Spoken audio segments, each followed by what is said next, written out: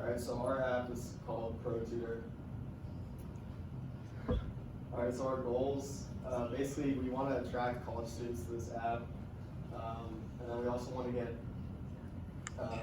basically we're trying to get students like immediate access to peer tutors. So instead of going like to the Hossie tutoring center or whatever, they can just get someone on the app to come and help them. We want to also increase camaraderie between students. This like helps form friendships and stuff too. It's not just like an app where you can get help with tutoring. You can also like find like a girlfriend or something too. It's basically available to anyone, even if you're not on campus. Like if you live like in an apartment a little bit off campus or something, you can also use the app.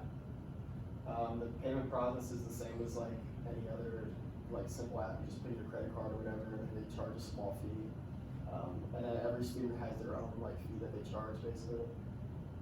And then we're eventually trying to spread this to other countries too, so it's not just like here on ASU campus, but to start it up, we're testing it here at ASU. Alright, so basically who needs us? Anyone that's in college, like any students that need help with any type of homework or their class or anything. And then also like students who are trying to make money off of it, so like if you're smart or something and you want to go and help and make a couple dollars just by being smart, then you can do that. And then our competition, obviously the tutoring center, because they're open pretty late, but they're not 24/7 like we are, so that's one of the perks of us. Also, peers and stuff, like if you have your friends just gonna help you for free on your homework or something. I know some people do that, but all my websites and videos like Khan Academy, I know they make really good videos for tutoring and stuff, so that's definitely a competition for us. But it's not the same as one-on-one, obviously. And then teacher conference time, teachers obviously have some tutoring that some people go to. We chose to choose a mentor. We chose Dr. McCarthy and Dr. Wood. The reason why we did this is because they're obviously both experienced in technology. They both worked at big companies, Fortune 500s, etc., in technology categories. So creating the apps, Dr. McCarthy has made an app before, and he explained that to us in our CIS class. So he has the tips and techniques for that. Dr. Wood is a spreadsheet professional, basically. So every big company uses Excel and Access to keep track of clientele, finances, etc. Also, Dr. McCarthy, as you all know, has a YouTube channel, so he could maybe like publicize our app if we really asked him to. And they both have connections to outlets with working in technology and teaching it as well. So we can expand the app through that. Marketing our product, obviously our product is called ProTutor. It's the app that replaces an in-person tutor. It's a social network. It provides resources and helps others no matter the time, because it's like Marco said, 24/7 hour access, which is also helpful because Hossie Tutoring Center closes at 11. So if you have math homework due at 11:59, you need to figure out a reason to finish your math homework. And so you can get help from your dorm anywhere because college students are in a time crunch. They are always going to class, going to go work out, intramurals, sports clubs, and everything else. So time crunch is also a huge priority with this app. All right, let's talk about more of the technical stuff. Before I actually got into business, I was more of like a computer science major, and then I switched over. So I have a decent background in working with UI design and all the coding aspects of everything. This is a very, very rough design of what our app would look like, designed in Adobe XD. As you can see, that first picture looks kind of like Twitter, a little bit, if you can see it. To kick it off, we're going to be talking with Dr. Wood and Dr. McCarthy about everything regarding the app and how we can actually get it kick-started off. We're going to get the UI designer, of course. I'm not a professional, so we pay someone to do that, of course. Dipping into it working on multiple devices, we're going to get in contact with iOS and Android developers because myself, not a good idea. The iOS developer license, if I was to do it myself, is $100, so that's another thing to consider when we look into the financial aspect. Beta testing, another aspect that I like to explain about beta testing is We all know about the newest iOS release.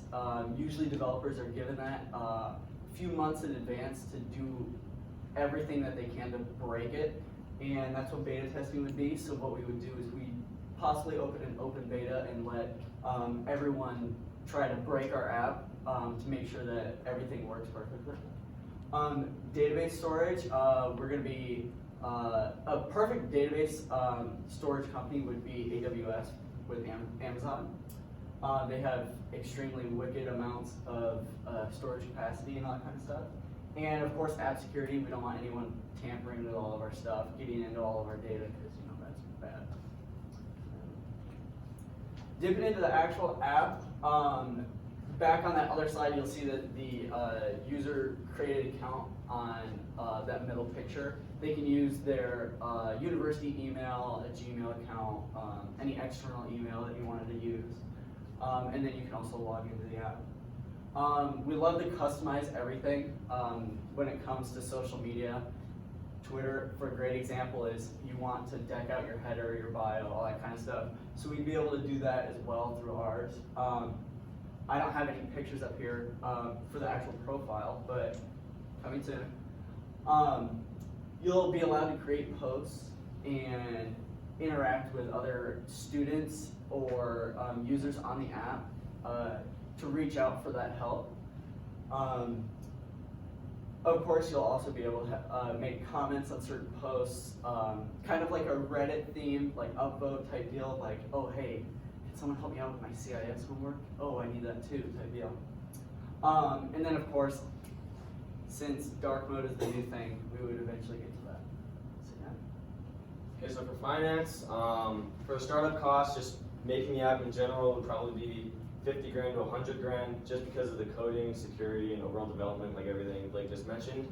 The coding and security is really important. It would take roughly 60% of the cost, just because people would be entering the credit cards and it need to be really secure, and we need to make sure there's no chance of like us getting hacked or like a virus or anything that jeopardizes people's money. It'd be pretty similar to how Uber operates, where you'd be able to enter your credit card and then like request help with homework, just like you would request a ride, and then someone who can help you would like request you. When they started up, they were 100,000 to around 150,000. They were a much larger scale than we will be though, so we'll be a little bit less, but we hope to like expand almost to their level. And then eventually we hope to make profit off of ads and the app usage in itself. Alright, so this is our projected profits for over the next 5 years. So we planned on, or we're thinking that growth is going to be kind of exponential, because as we reach to like more college campuses, we'll be able to like get a bigger customer base. Most of the profit will initially be spent on business growth. That's our main objective, is to grow for long-term success, not short-term. And then profit would increase as more colleges and more students specifically have access.